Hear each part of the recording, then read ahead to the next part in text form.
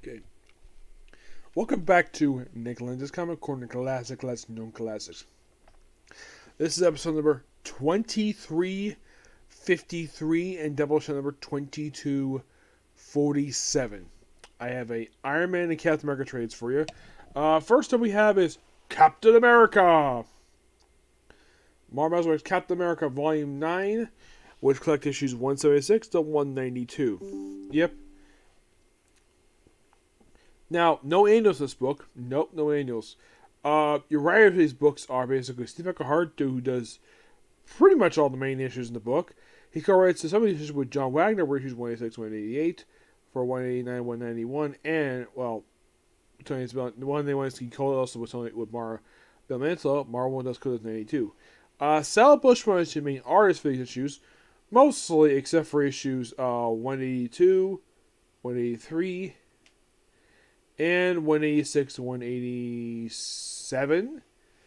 Yeah, that's mostly Frank Kravitz.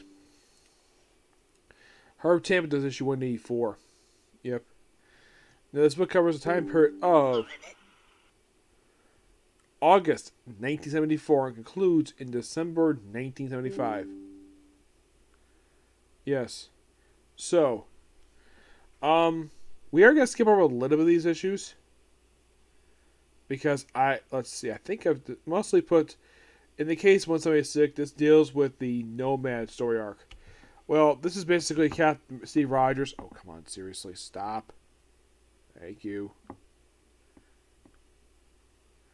Yeah, I think this is really stupid. Here you go. There you go. Okay. So, in these issues, mostly you have Captain America, where he's basically debating, like, because what happened with Secret Empire stuff, he is mostly basically considering giving up the mantle. Yeah, he's considered quitting. Well, that is until basically he gets a new costume. Yep. He gets a brand new costume, and we get somebody poses him for a little while. Yes. Yeah, 176 is basically him stop being Captain America for a very brief period of time. Excuse me. And then, of course, he basically, then in 177, he battles Lucifer from the pages of X-Men, who last appeared back in Iron Man 20 in 1969. This is in 1974, and what is Lucifer's next appearance? The very next issue, where his followers all get killed off. But here's the strange thing about Lucifer. This was kind of in the way he had one of his final last appearances for years. So, yeah, Lucifer himself, he's of course an alien. He's also the person responsible for having Charles Xavier with a wheelchair. But here's the thing, after these two issues, he is never seen again until he kind of popped up for a few more appearances after this. He popped up in Professor Xavier in the X number 10, mostly in flashback, Avengers Volume number 12, X-Men Declassified. He finally died is in the annual for Astonishing X-Men. This is, of course, one from Volume 3 for the series. Yep. So, after wrap up the whole thing with him, and then we have Steve Rogers versus Golden Archer, who's actually Hawkeye in disguise. Yep. He is Hawkeye. Why is he Hawkeye? Now, the Roadrunners, working for a guy called Scar Turpin, yeah, he's only here for like one issue and that's it. Yeah, basically a stupor. So, then of course, basically 180, he becomes Nomad. Also, the Rizper Vasper dies. Yep. Well, he dies and he comes back later on.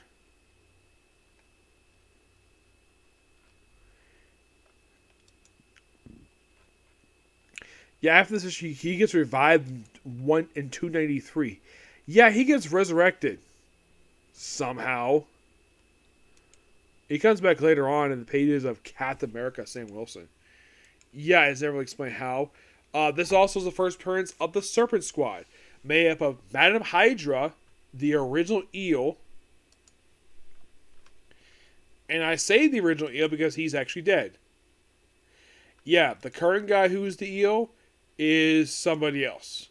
Yeah, the current Eel, he first assumed the role of the Eel back in Power Man Fist number 92. Yeah, and I believe that he was actually one of the first victims of the. Oh, actually, he was killed by the Gladiator, but I thought he was killed by Scourge. Nope. So yeah, becomes Nomad. And he's basically stays as Nomad for a little while. He also when he first becomes Nomad, he actually steps on his cape. So he's like, screw the cape, rips it off, and also we also have a guy named Roscoe who basically is posing as Captain America, and he's around for a very brief period of time. Yep, until he's killed in 183. Yeah, so basically Steve Rogers is only Nomad for about 4 issues. They say this all takes place for like one night. Yeah. Yeah, they also deal with the return of Nightshade in these issues, yes. So, also with the Red Skull, and of course Red Skull beats up him and of course wants to find the real Captain America. So he becomes Captain America at the end of issue 183, and he takes from that point forward into issue 325. Yep.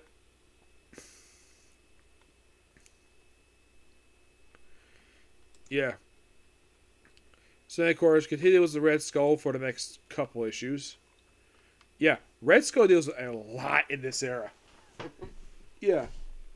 Writers just love seeing Captain America beat the crap out of the Red Skull. Mm-hmm. And he's here for a lot of straight appearances. Like, after 186, he's not seen again until he pops up in some other books. But at least they give him a freaking break. Yeah, then pretty much after issue 186, he also has to fight, well, of course, you also have it where Sam Wilson goes over some memory stuff thanks to Red Skull. You also find Congo Drood, who was a character who appeared in the pages of Strange Tales. Yeah, he basically pops up for 2 issues, and he disappears to issue 256 of Captain America. After fighting him for 2 issues, they do a woman named Leela Tyler, who is somebody who is a love interest of the Falcon. She is no longer dating him per se. No. Basically, she's a recurring character since like issue 139. But basically, at a certain point later on, she stopped appearing in the book. Yep. Also, the character Alchemy got killed off here, who appeared in the previous issue. And then in 189, we have the return of Nightshade. Yes, Nightshade is back. Tilda Johnson. Yeah. Ooh, basically, you see in the book, she's a very beautiful woman. Yeah, she had last appeared back in Captain America 64, where she frickin' died. Yeah, all thanks to Yellow Claw, which they reference Yellow Claw in this issue. Yep, and she's here for 2 issues. And she's done. Until she bows on Power Manifest. Interesting though, they have to fight Nightshade again for a couple issues. And of course, also we deal with a guy named Eric. Let's see, not this guy here. I think it's this guy, Jeff Cochran. Here's the thing about him.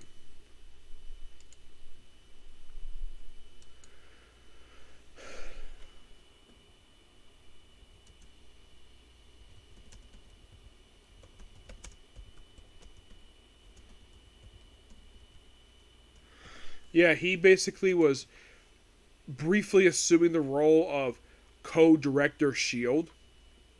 Oh, and Nick Fury shows up when he basically is acting completely irrational because basically he's, thinking that Falcon's basically a criminal because he used to be known as Snap Wilson.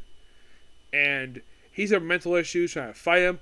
And then, of course, basically tries to assume his control, thinking he's the full director of S.H.I.E.L.D., and then Nick Fury returns and basically says, "Hey, what the heck you doing, dude? Here, let's talk in my office." And he proceeds to kick his own door open. Yes, Nick Fury. And he chews him out. And then he's not seen again after this. Yeah, he's only here just for a few issues and he's done. Yeah, he is done. It's like he was brought in here because Nick Fury was probably busy doing some other stuff. Like, you probably think, okay, what the heck was Nick Fury doing in this period of time? Like, Why was he not basically appearing? Like, where was he? Was he like visiting a mission per se?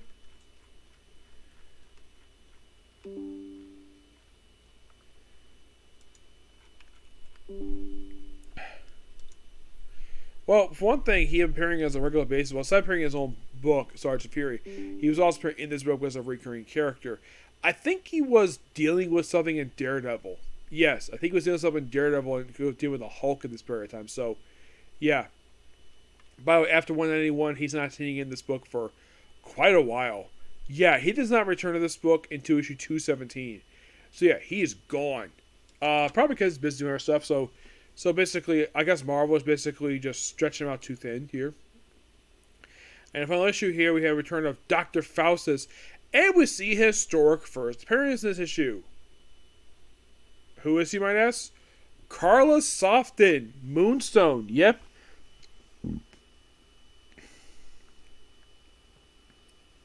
Yeah, she makes debut in issue 192.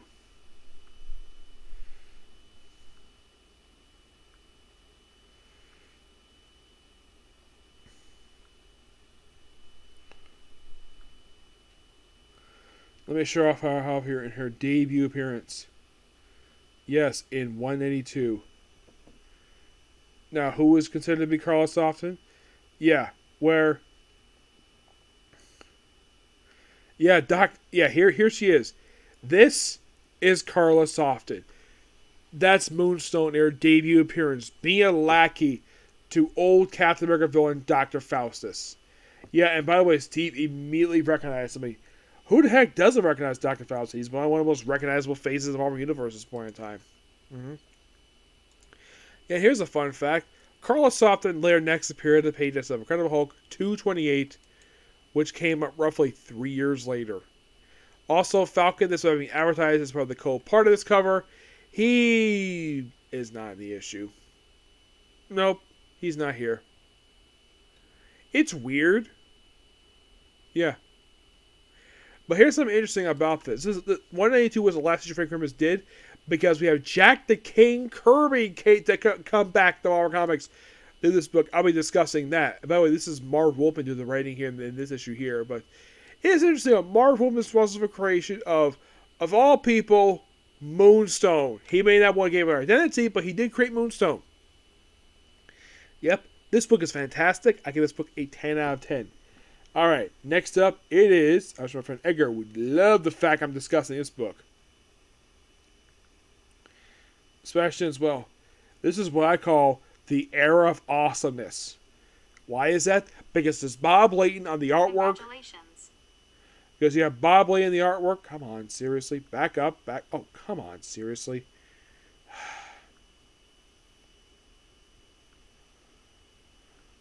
Yeah.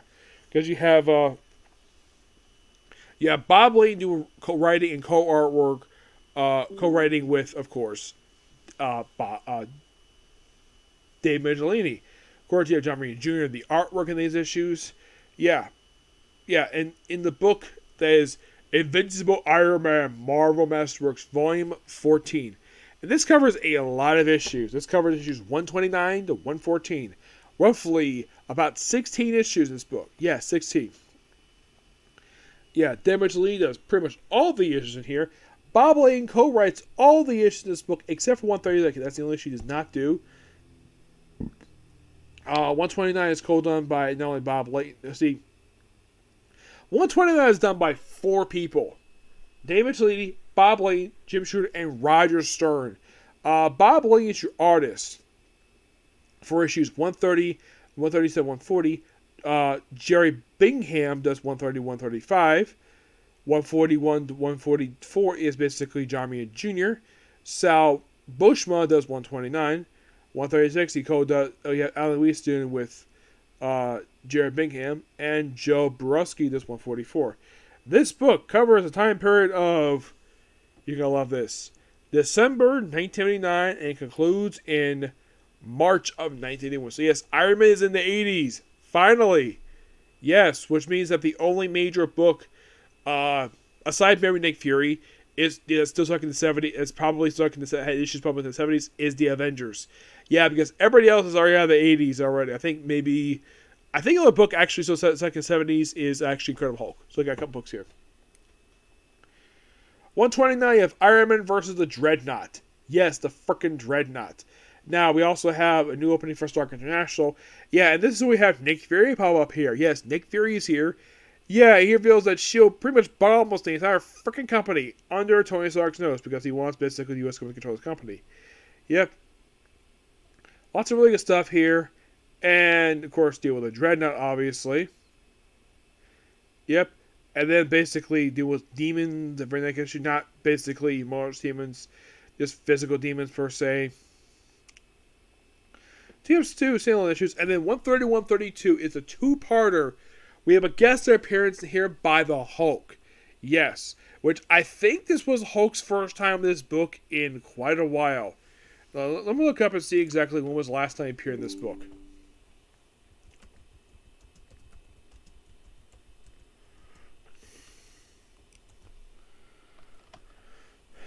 Well, basically Hulk previously appeared in Hulk 15 actually. But let me look up and see exactly when was the last time officially he actually appeared in the pages of Iron Man. It probably had been a while that he appeared in the Iron Man book. Let me see here. I'm looking here. Let's see. This could have been the first time he ever appeared in the pages of Iron Man. Yeah, as far as I can tell, I don't think he ever appeared in this book before. No.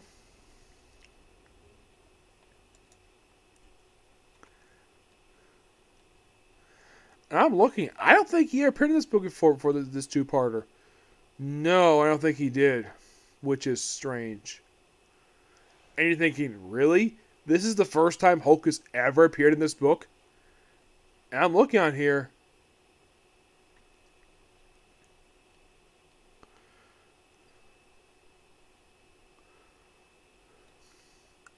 This could have been the first time he ever appeared in this book. Actually, no, he did brief appear. He made his last appearance in 122. But that was a flashback. But this could be his first actual appearance in the book. Yeah. First actual appearance. Which is interesting to say the least. Who would have thought that this would be his first actual appearance? Not a flashback, but his first actual appearance in this very book. And he's only here for 2 issues, and he's gone. You also have Scott Lang appearing in these issues because he was a supporting character this period of time. Yeah, for some reason, Bob Layton, who decided to do something with Scott Lang. Like, they probably didn't think of his own book, so they probably figured out, Marvel had no plans to give his own book, so they figured out, make us one character in Iron Man. And it got a humongous amount of exposure. We also have Erica Strand appearing here.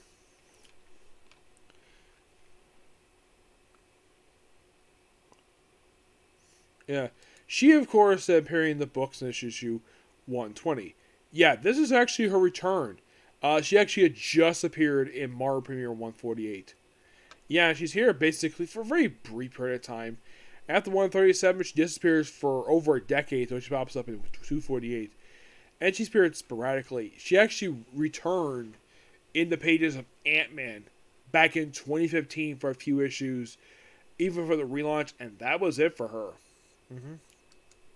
It's interesting that even though she started out as an Iron Man character, and most social with Scott Lang. Now, fighting the Hulk, that was interesting. I like this two-parter. And of course, should I cure the Hulk in here? One of the many, many attempts, but I really enjoy this two-parter. And my guess is probably the reason why that we didn't have the Hulk appear more in this book. So, the Hulk also appeared 133. And probably the reason why, and this is my personal theory, because here he has his own book. So, having him make a guest appearance here is perfectly fine. So, and of course, Scott Lang, Chips, and Ashton as Ant-Man. And then after this issue, we have 134, which is basically the challenge. Yes, the challenge. Which most of what just toys like. Also, this I love the arc here about Bob Layton. It's so good. where he's like at the bar, looking about to grab a drink, but nope, grabs the phone. Yep, so he has some money. He does his normal thing, hangs out with smooth women. It's like a standard Tony. It's like a Dane Tony Stark, like when he's not Iron Man. And then the Titanium Man shows up. Yeah, the frickin' Titanium Man. Yeah, after basically not wearing the suit for a whole issue. Yeah, habit wearing 135 basically, where Tony Stark basically puts on the suit again. Yeah, after one straight issue, no put in the suit. The suit is not even seen in 134 at all. Nope. In the case of Titanium Man, yeah, this actually is still the original one. Boris Bulky. Yeah, this is the original Titanium Man, who's firing him constantly over the years. He last appeared part of this very issue. He last appeared back in issue 115 of this very book. Actually, no, he appeared also 132, 134, but after this, he appeared in one more issue of this. And he just appeared in annual. He didn't want to return the book to issue 315, which is basically toward the end of the book. After it was him for this issue, and then basically in 136, we have Iron Version and Laverne, basically, who was a... Yeah, here's the strange thing about this guy. This is a guy who worked for Stark International. Yes. He, of course, basically was a guy who was in charge of security. He was also suffering some mental issues. And he also became a super villain for this one issue. And he basically was saving money for his pension. And then, of course, after Iron Man defeats this guy, finds out who he is, gives him a hospital, and just coldly says his pension can cover his medical bills. Instead of, because this was your guy, he was basically being paranoid. Yeah, it's paranoia. I think it was like bipolar stuff. It's a bit of a cold ending to this issue. Yes, and you might be thinking, does he return after this issue? It's weird though. This is an issue that basically that Bob Layton didn't do 136 at all. Basically, the writing like Peter John Palmer, and this is his only comic he ever worked on for Marvel. Yeah, Thomas Watkins is his real name. Here's the strange thing about him. After this one issue, he is never seen again in comics. Until he pops up for the Fair Frontier in Infinite Comic, and pops up for issues of Karen Gillan's Iron Man run, and that was it for him. No, seriously, that was it for just a one-shot character. And then basically we have deal with the Spy Master in issue 137. Oh yeah, I gotta show up 138. It's a really cool cover of 138. Let's see. By the way, that's a lot of room in here. Yeah, I'm not a fan of the. This is the only issue I am not a fan of the ending, where Tony Stark you could clearly help this guy. Nope, basically leave him to his own money. Yeah. And then here's something really cool. Iron Man indwells the darkness, the Dreadnought. That is such a cool image. The Dreadnought, a robot from Hydra, pops up in this issue. It's so awesome. I think it was this issue or the previous issue where Dreadnought shows up. Nick Iron say, I have to throw this thing back in my own book, which I thought was so awesome. It's like a normal day, like going to his office, and feel that this one guy is tied up. And he goes into his office like it's a check. Gotta check the suitcase. Of course, Spy Mask is here as well, along with Madam Mask.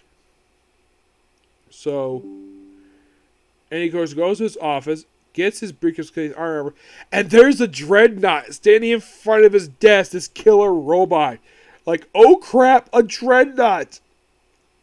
So, yeah, it's so awesome.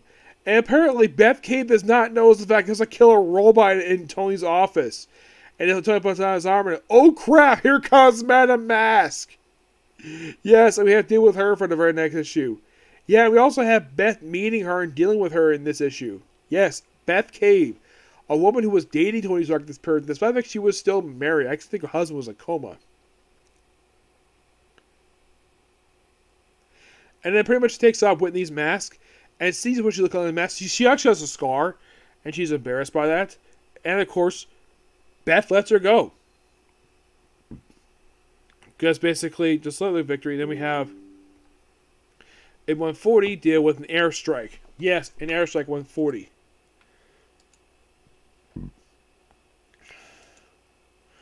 Oh, also, Madame Mad's last appearance, aside from the previous issue. Yeah, and also for some reason they have it where... Yeah, so basically Madame Mad's previous appearance, prior to this very issue, well, this was actually a bio-duplicate. Yeah, this version of the character last appeared back in Mar Premiere 55, and this one was posing as her for a little while, until a certain point where they killed her off.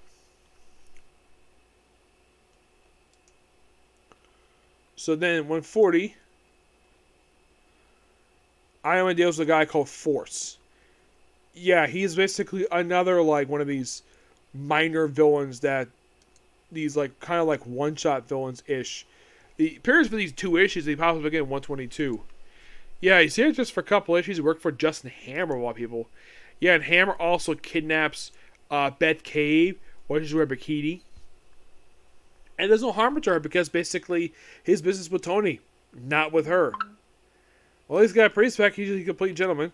But then 142, we have debut of the first ever space armor. Yes, the space armor, otherwise known as Iron Man Mark V. An armor that didn't appear very much. Yeah, it appears for these three issues. Appears in the annual. Does pop again 225 and a few issues here and there. And that's it. No, seriously. Yeah, I do not know the reason why that this armor didn't appear very much, but let me show off the armor, what it looks like.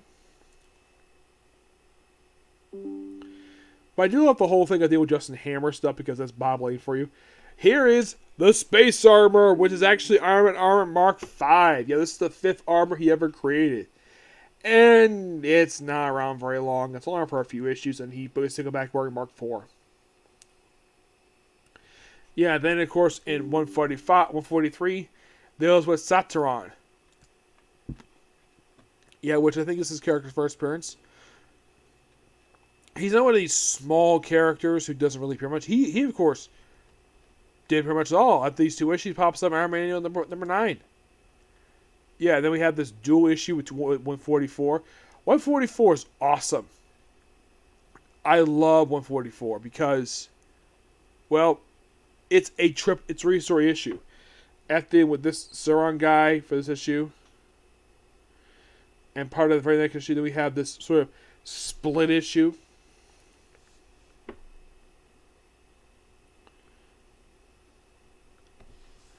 Yeah. So I have to deal with him in the opening story. And then we have 2 more stories, called Apocalypse Den.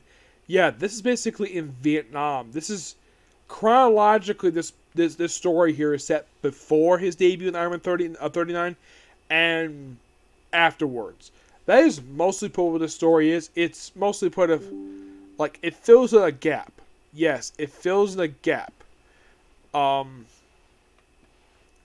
Basically, kind of in the way, this is the story of how Tony met Rhodey. Yep. And of course, basically, what he did right after Rhodey met him when he's in the armor. And, well, that's it. This kind of sets up basically their friendship was continuous this very day. This book is excellent. I personally love it. And I give this book a 10 out of 10. Now, I'm going to look here about Masterworks for Iron Man.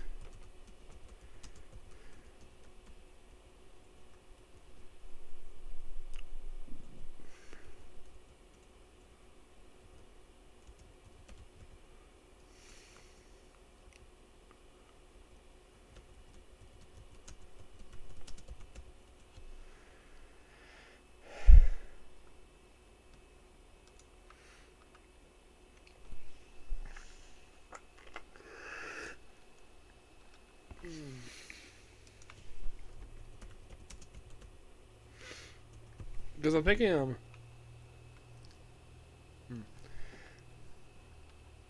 if I can find it here, let's see. Here we go. I think, there is 2 more. Yeah, there are 2 more Masterworks. Yeah, so there is also a couple Epic Collection we'll be covering really soon. And Well, I think in the case of the next time I'll discuss this, I was discussing Volume 15, which basically covers issues 145 and 47. Yes. While discussing the next live issues be in the Epic collections. Yes, there is a couple Epic collections coming up really soon.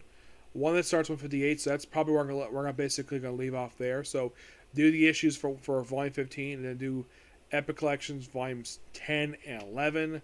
And I'm also gonna do the next 5 issues because I want to fill in that little gap there, and try to slowly in a way get done Iron Man. Yes, I am looking forward to basically finishing up Iron Man. Yes. There is some issues in the Epic collections that have not been collected yet. Like, if you look at the Iron Man Epic collection so far, like there's a huge chunk missing. Yeah, like basically issues 2 to 46 are not there. 67 to 157 is not there either. And 196 to 214 and 298 to 309 are not in the Epic collections just yet. But they probably will be really soon, yep. But, yeah, that's me, a particular review. Next is going to be Eden Zero. And afterwards, it'll be, of course, after my review for Eden Zero, it'll be one more comic corner. I'll call it a night. Okay, next video. Bye.